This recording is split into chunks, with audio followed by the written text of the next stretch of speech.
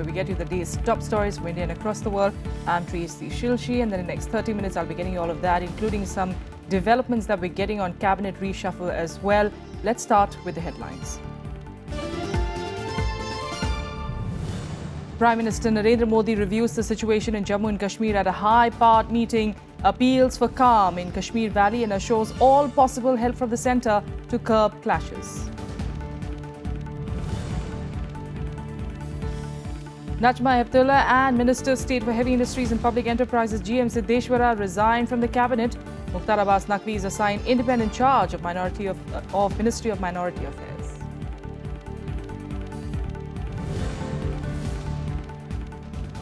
Flood fury peaks in several parts of the country. Nearly 26 people are killed in rain-related incidents. Lakhs are displaced from homes as major rivers flow above the danger mark.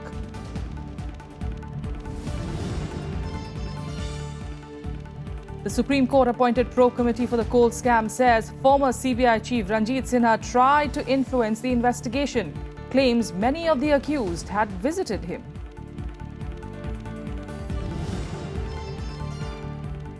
And China's claims on South China Sea suffer a huge setback.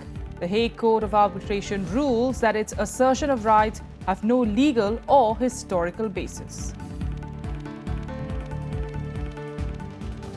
Our top focus remains on Kashmir, and today Prime Minister Narendra Modi urged people in the valley to exercise restraint and maintain peace. The Prime Minister also extended support to the Jammu and Kashmir government and assured them of all possible assistance.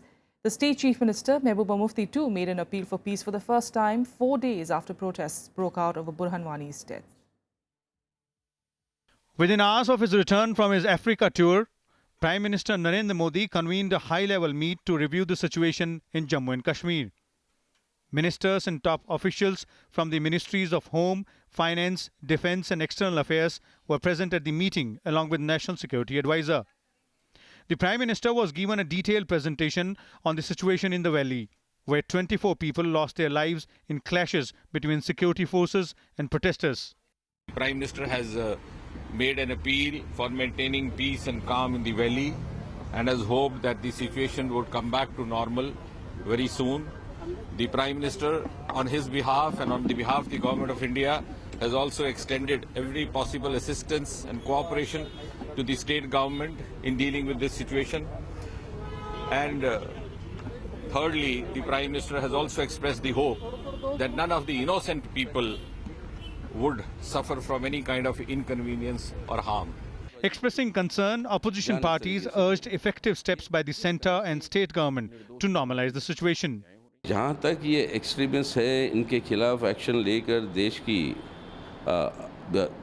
एकता और अखंडता को बरकरार रखना ये जिम्मेदारी सबकी है, इसके अंदर कोई दो राय नहीं है। जो भी ज़रूरी है उसके लिए करेगा, लेकिन उसको एक बहाना बनाकर आम निर्दोष लोगों के ऊपर गोलीबाजी करके जान इस तरीके से ले, ये हम समझते हैं उचित नहीं है। इसकी हम घोर खंडन करते हैं। देखिए, कश्मीर की स्थिति बहुत गंभीर है। केंद्र सरकार को स्थिति को नियंत्रण में लाने के लिए कश्मीर की सरकार की मदद करनी चाहिए।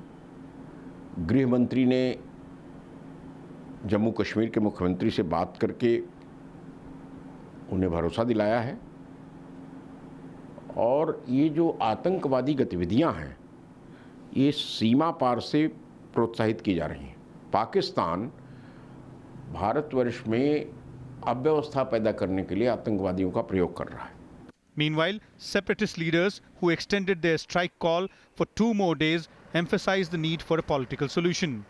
The only way out of this problem is to address the problem politically, not militarily, and initiate engagement among all the stakeholders to the issue, that is India, Pakistan, and most importantly, the people of Jammu and Kashmir, with a view to resolve the issue once and for all. Security forces have been asked to ensure the safety of Amarnath pilgrims and increase vigil along the border to check fresh infiltration attempts. Earlier, the Home Minister held discussions on the prevailing situation with opposition leaders, including Congress Chief Sonia Gandhi, former Chief Minister Omar Abdullah, and the parliamentary leaders of all parties. Vishal Dahiya, Rajya Sabha TV, Delhi.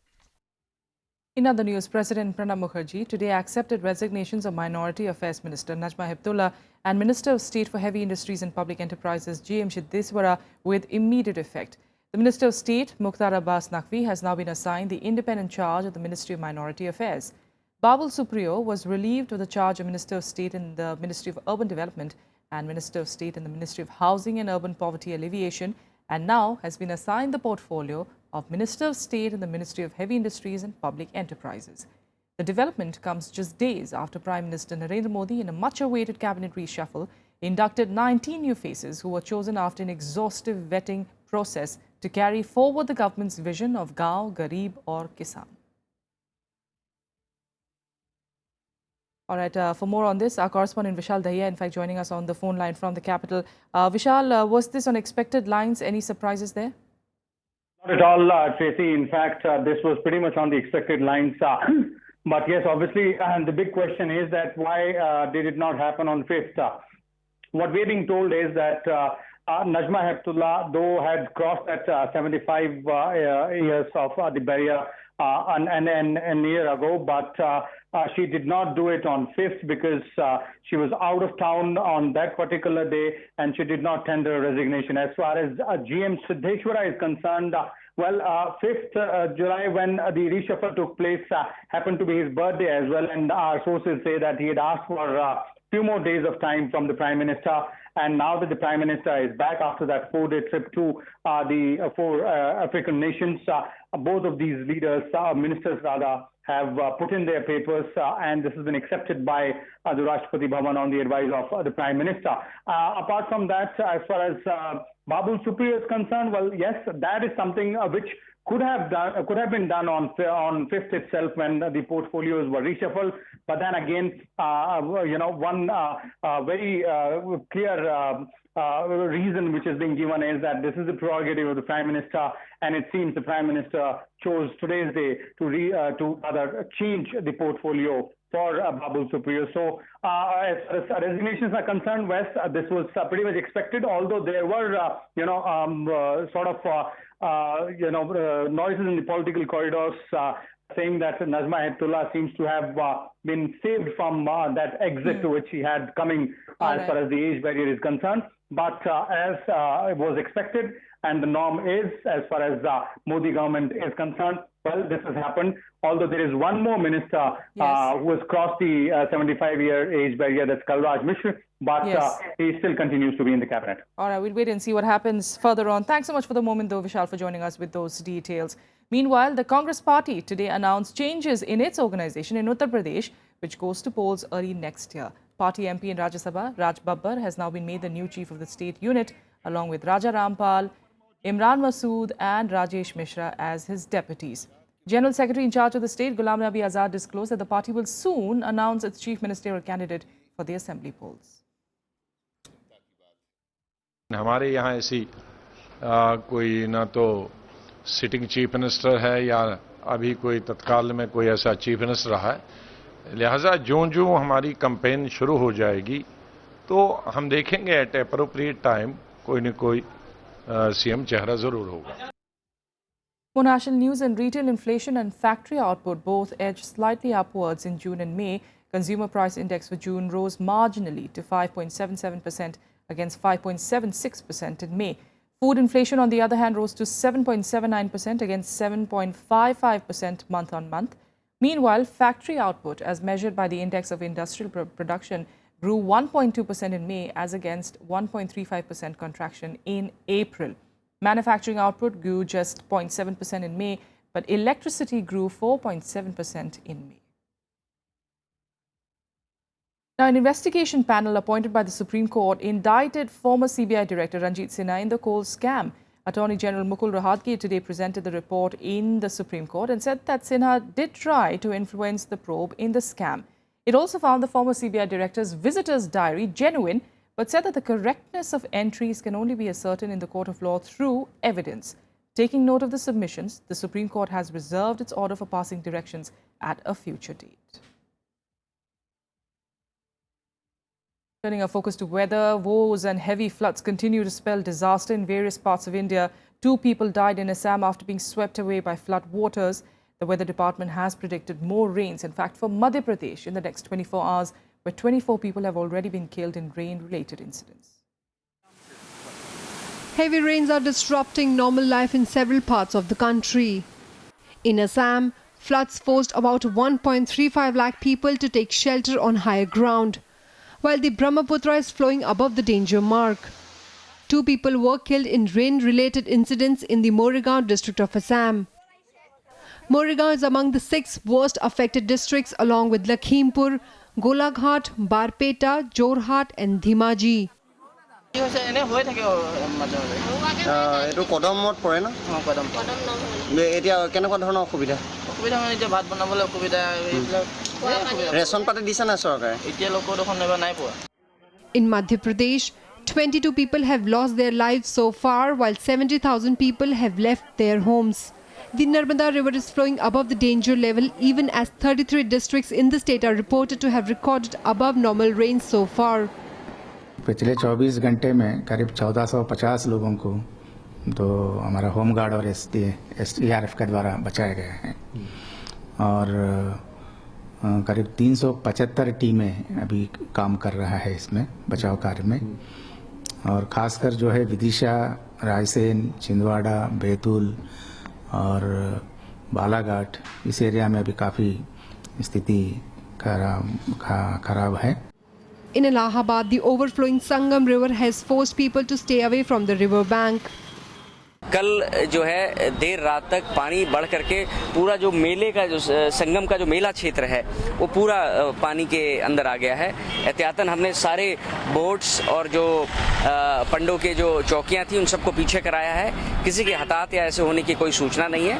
हमारी जल police और RAF की भी जो team है जो यहाँ पे गोताखोरों के साथ यहाँ मौजूद है वो अलर्ट है.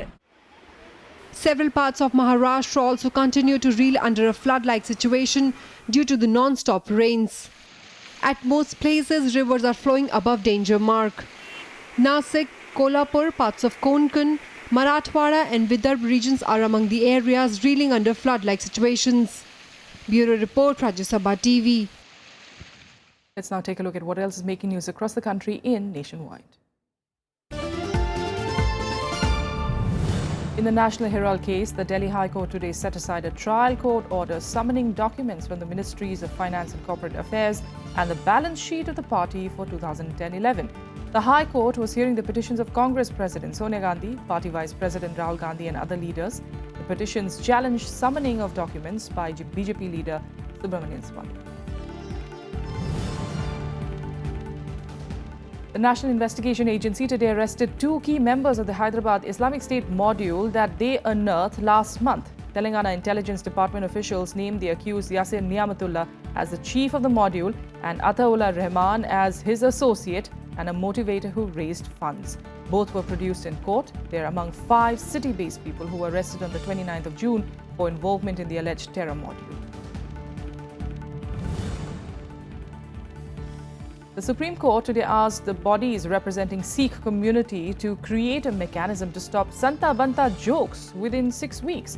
The court was hearing petitions seeking a ban on circulation of such jokes. The Shiromani Gurudwara Prabandhak Committee, along with other bodies claiming to be representatives of Sikhs, had earlier approached the Apex Court seeking such a ban. With a quick break here, we'll be back with the international news in a bit. Stay with us.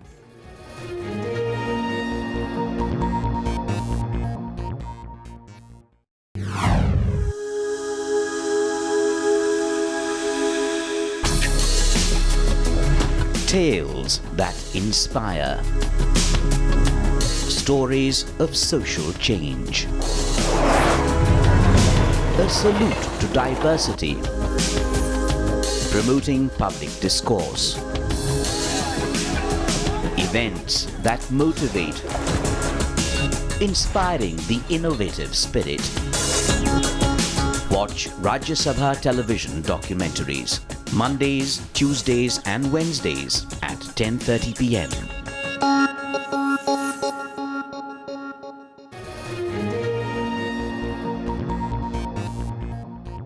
Welcome back. International news. And a United Nations-backed international tribunal struck down China's claims to rights over South China Sea. Backing a case brought by the Philippines, the Permanent Court of Arbitration said that there was no evidence that China had historically exercised exclusive control of the waters or resources. China, of course, called the ruling ill-founded and says that it will not be bound by it. An international tribunal on Tuesday ruled against China in a bitter row over territorial claims to the South China Sea that is likely to ratchet up regional tensions. In a statement, the court said there was no legal basis for China to claim historic rights to resources within the sea areas falling within the 9-dash line. Beijing had repeatedly violated international law by causing severe harm to the coral reef environment and by failing to prevent Chinese fishermen from harvesting endangered sea turtles and other species on a substantial scale.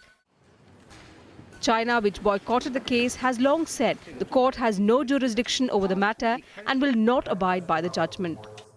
想说呢，这个仲裁庭，所谓的仲裁庭，它从一开始就是建立在了菲律宾违法行为和非法诉求的基础之上。那么它的存在呢，就不具备合法性，它所做出的一切裁决都是徒劳的，是没有任何效力的。你刚才讲到了影响，如果说要有什么影响呢？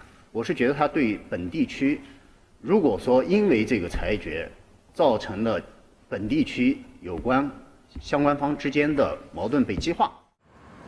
The landmark case was seen as an important incident in China's rise as a global power. It's the first time the Chinese government has been summoned before the international justice system. Meanwhile, Philippines has asked those concerned to exercise sobriety and restraint after their court win over Beijing. The Philippines welcomes the issuance today. Our experts are studying the award with the care and thoroughness that this significant arbitral outcome deserves. In the meantime, we call on those concerned to exercise restraint and sobriety. The United States and China regularly conduct military exercises in the area, which is of vital interest to both Beijing and Washington, and have accused each other of provocations as recently as last month. Many in the region are worried that China will react to the decision by accelerating efforts to assert more control over the South China Sea. Bureau Report, Rajya Sabha TV. Now, following days of heavy clashes, an uneasy calm prevailed in South Sudan on Tuesday. Both warring factions ordered an end to hostilities amid threats of sanctions and an arms embargo by the United Nations. Countries, however, are evacuating their citizens caught in the midst of a warlike situation. Under intense diplomatic pressure from the international community, South Sudan's President Salva Kiir and his rival Vice President Riek Machar ordered their loyalists to cease hostilities on Tuesday. Days of intense fighting killed hundreds of people and threatened a return of civil war in the world's newest country. 2 Chinese peacekeepers were also killed in the clash, drawing the ire of global leaders. UN Chief Ban Ki-moon called for an arms embargo and sanctions to end the violence in South Sudan. The renewed fighting is outrageous. It is yet another grievous setback. It deepens the country's suffering. My message to President Salva Kiir and First Vice President Riek Machar is clear. Do everything in your power to de-escalate the hostilities immediately. Order your respective forces to withdraw. Following heavy fighting, countries are now evacuating citizens from South Sudan. While the United States has implemented an ordered departure of its staff from South Sudan, India has begun evacuating its 600 citizens stranded in the violence-hit country. The United Nations Security Council, the African Union, and regional partners have been actively engaged in calling on the leaders in South Sudan to commit to the full and immediate implementation of the peace agreement, including the permanent ceasefire. We strongly urge that the 2 leaders do everything in their power to ensure these decrees will be fully respected and unfettered humanitarian assistance will be provided to those affected by the violence. आज सुबह के समाचार के अनुसार स्थिति कुछ सुधरी है और जनजीवन सामान्य भी हुआ है। हम देख रहे हैं अगर स्थिति सुधरी रहती है तो भी हम उनसे पूछेंगे कि वो आना चाहते हैं क्या, तब भी हम उन्हें निकाल लेंगे। लेकिन स्थिति अगर बिगड़ती है तो फिर हम देरी नहीं लगाएंगे, हम तुरंत अपने लोगों को वहां से निकाल लेंगे। हमारी निकासी की योजना पूरी तरह तैयार है। Fighting erupted in South Sudan 4 days ago between followers of President Salva Kiir and Riek Machar, the former rebel leader who became vice president under a deal to end a 2-year civil war. The fresh violence has killed hundreds of people so far and once again pushed the impoverished nation on the brink of a civil war.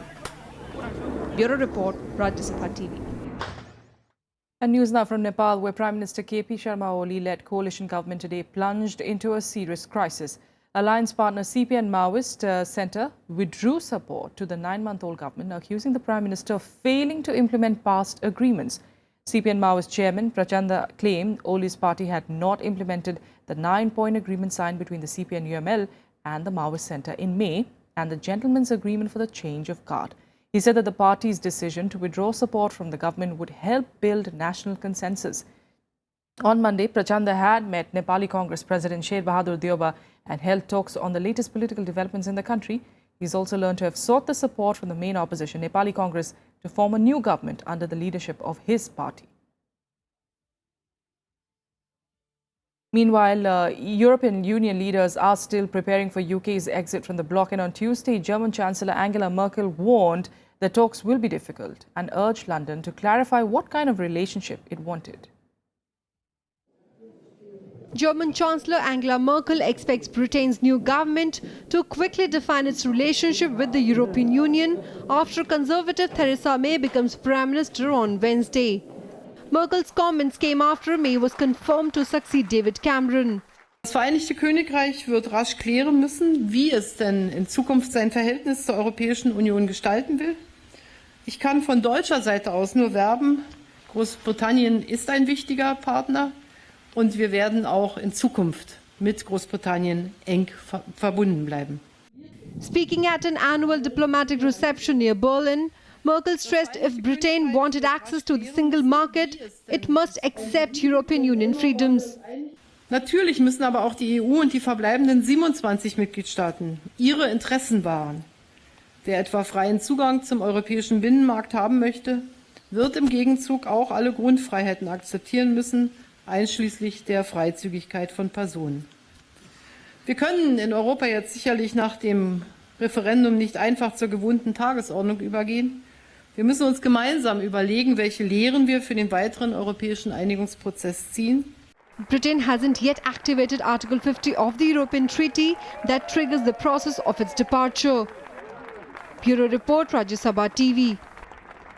And here are more international news updates in Global Pulse. 20 people were killed and dozens more injured in a head-on collision involving 2 passenger trains in southern Italy today. The 2 trains were on a single-track line at the time of the crash between the coastal towns of Bari and Barletta. In fact, emergency services are trying to free passengers from wrecked carriages near the town of Andria. One of those rescued from the wreckage was a small child who was airlifted to a hospital. In the US, an inmate being moved from a holding cell shot dead 2 law enforcement officers at a courthouse in Michigan. The assailant grabbed an officer's gun during a scuffle and opened fire. People in the courthouse took shelter before other officers killed him. The injured deputy sheriff and another person were taken to a hospital where they are now in a stable condition. The mastermind of the Pakistani Taliban attack on an army school in Peshawar that left 144 people dead was killed in a US drone strike in Afghanistan. According to officials, Umar Mansoor was killed along with another militant leader, Qari Saifullah, in the Bandar area of Afghanistan's Nangarhar province on Saturday.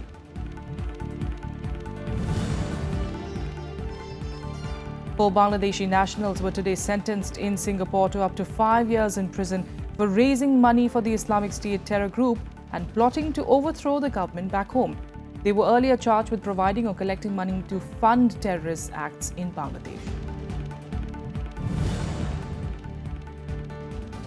At least 11 people were killed and 32 wounded when a car packed with explosives was detonated in the district just north of Baghdad on Tuesday. There was no immediate claim of responsibility for the blast, but Islamic State regularly carries out such bombings in the capital and other parts of Iraq, where it seized large swathes of territory in 2014. All right, some sports news now. In the Indian hockey, men's and women's squads for Rio Olympics were announced in Delhi today. Goalkeeper P.R. Shirjes will lead the men's team and the experienced Sushila Chanu will lead the women's squad. Goalkeeper P.R. Shirjes was handed over the mantle of the men's team, replacing Sardar Singh, who still retains his place in the squad for the upcoming Rio Games starting the 5th of August. Sardar Singh has been the captain of the national team for a number of years, having led the team in London 2012. However, Shirjes was rewarded after the team ended up with a silver medal under his leadership at the Six Nations Champions Trophy hockey tournament in London. The men's team is placed 5th, while the women's team is currently ranked 13th in the FIH World Rankings. And here's more sporting action in SportsBeat. The Indian cricket team has held the second position in the latest ICC Test rankings released in Dubai today. World champion Australia retains the top spot. Ravichandran Ashwin topped the all-rounders list, besides being placed second in bowling. In batting, Australia's Steve Smith leads the field and he is now followed by Kane Williamson of New Zealand and South Africa's Hashim Amla. 3 track and field athletes, including veteran triple jumper Ranjit Maheshwari, booked Rio Olympic berths with national record-breaking performances in the 4th Indian Grand Prix on Monday. Maheshwari and Dharambir Singh shattered national records. In fact, Dharambir will be the first Indian now to run in an Olympics 200-meter race after 36 years, while Jinson Johnson ran the second fastest ever 800 meters race by an Indian to better the Rio qualification marks.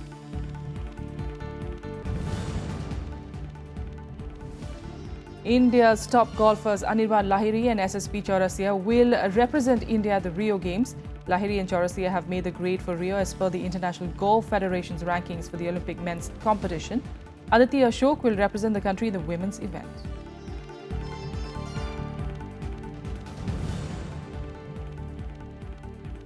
World number 3 Jordan Spieth, meanwhile, has pulled out of the Rio Olympics because of fears concerning the Zika virus in Brazil. Spieth is the latest high-profile player to pull out of the event in Rio, where the sport is making its return to the Games after a 112-year absence. World number 1 Jason Day, number 2 Dustin Johnson and number 4 Rory McIlroy have already pulled out of the Games.